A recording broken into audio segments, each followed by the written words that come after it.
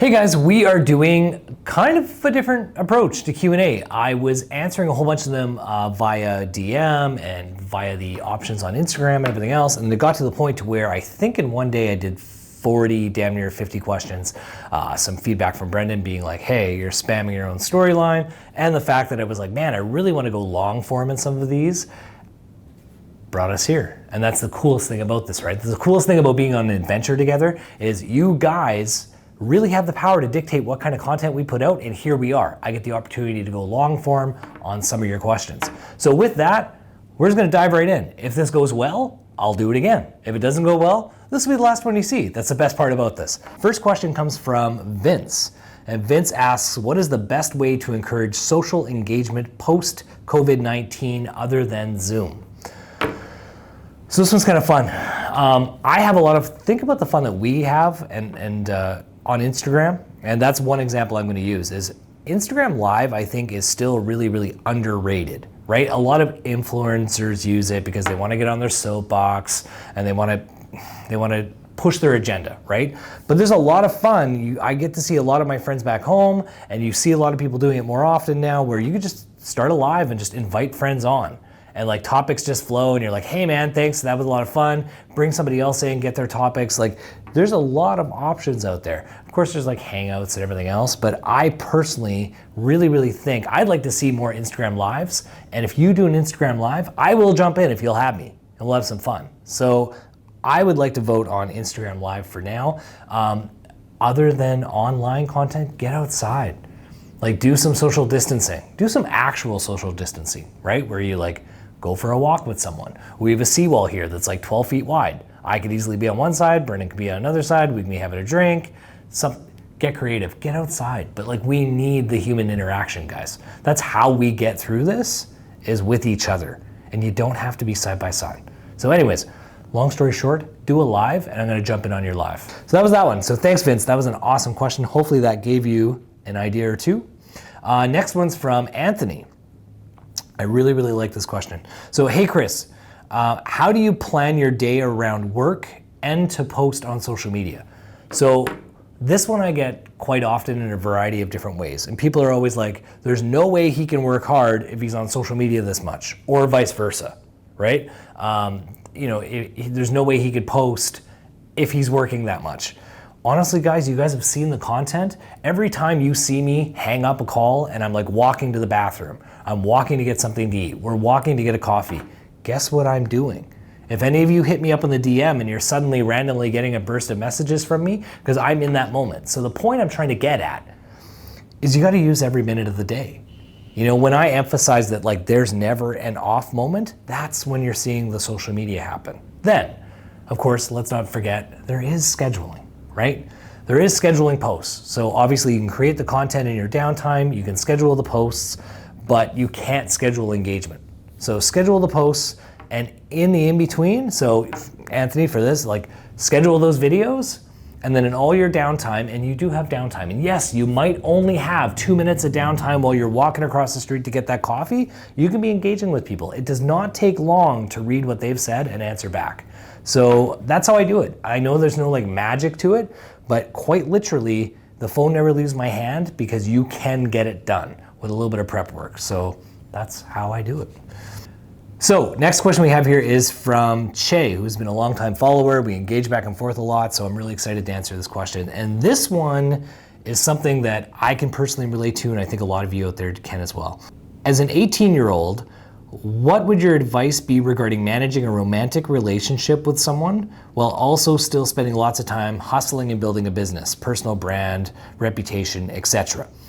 I consume a heavy amount of your content, Gary V's content, etc., and the mentality around Gary's content is hustle 25/8.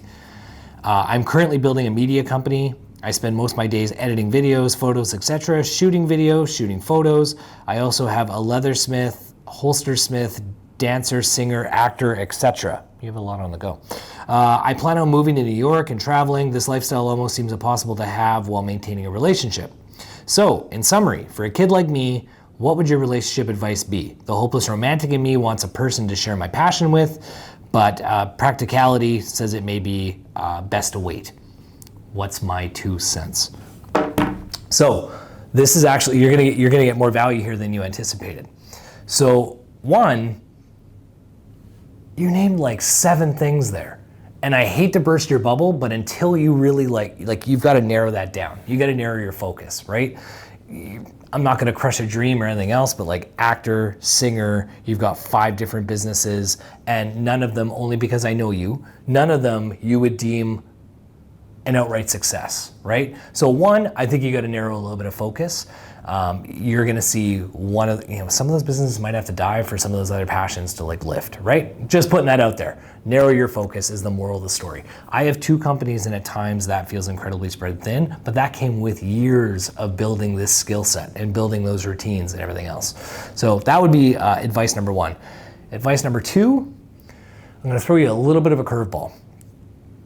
If you were really, really passionate about what you were doing, if you were really, really dialed in, let me tell you, when you find a passion that you're obsessed with, it's really, really easy to get tunnel vision, and you've got enough mental bandwidth, emotional bandwidth that you're thinking about the dating scene. And for any of my, I think of friends like D-Rock, I think of the Brendans of the world, I think of like some of the most creatives. I was lucky enough that I found the woman of my dreams before the business happened, but I've been in those moments where I've had that passion of a business or a project.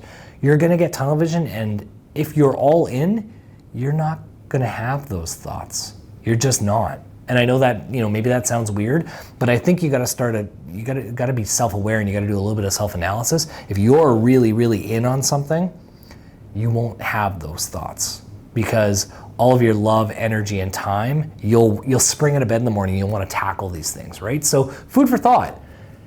Between the fact that you've got 5, 6, 7, 8 different things on the go, and the fact that you're still thinking about dating, I think you've just got too much going on, and none of them is really, really grabbing you. Because the minute one of them grabs you, the rest will just fall away. You'll want them to. It'll happen. You'll blink and you'll be like, oh man, I've kind of forgot about all that, right? That's passion, that's focus.